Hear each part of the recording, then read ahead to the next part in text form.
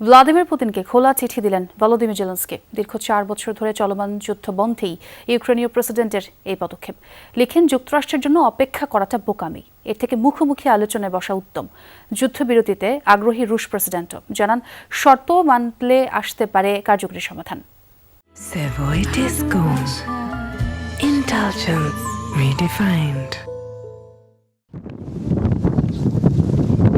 পাল্টাপাল্টি হামলায় বিপর্যস্ত রাশিয়া ইউক্রেন ফ্রন্টলাইন। এর মাঝেই যুদ্ধবিরতি নিয়ে মিলল আলোচনার টেবিলে ইতিবাচক অগ্রগতির ইঙ্গিত।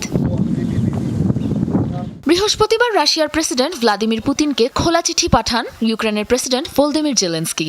4 বছর ধরে চলমান যুদ্ধ বন্ধে দেন মুখোমুখি আলোচনার প্রস্তাব। লিখেন, বর্তমানে ইরান নিয়ে ব্যস্ত যুক্তরাষ্ট্র, সুতরাং ইউরোপের দিকে তাদের মনোযোগ ফেরার অপেক্ষা করাটা বোকামি। পুরো চিঠিতে বারবারই আসে পূর্ণাঙ্গ যুদ্ধবিরতির আহ্বান। পুতিনও বলেন, শান্তিপূর্ণভাবে যুদ্ধবন্ধে আগ্রহী মস্কো। চিঠি প্রাপ্তির বিষয়টি নিশ্চিত করে ক্রেমলিন জানায়, এ বিষয়ে বিস্তারিত জানানো হবে রাষ্ট্রপ্রধানকে।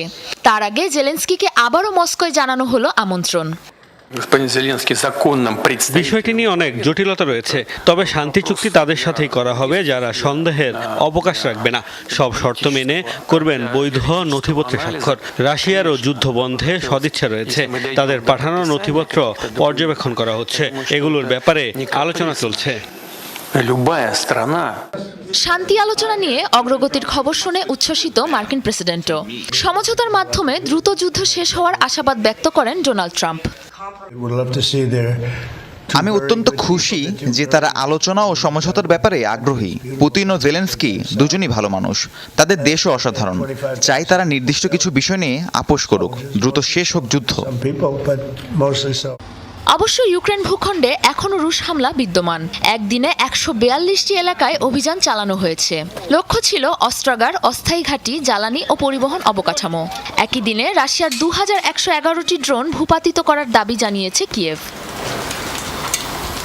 সাধারণ ইউক্রেনীয়রা বলছেন, ফ্রন্টলাইনে হামলা বন্ধ না হলে শত আলোচনায়ও আসবে না সমাধান। দীর্ঘ যুদ্ধের পুরোপুরি অবসান ও কার্যকর যুদ্ধবিরতি নিয়েও রয়েছে তাদের সংশয়। সাবরিনা নুসরাত, যমুনা নিউজ।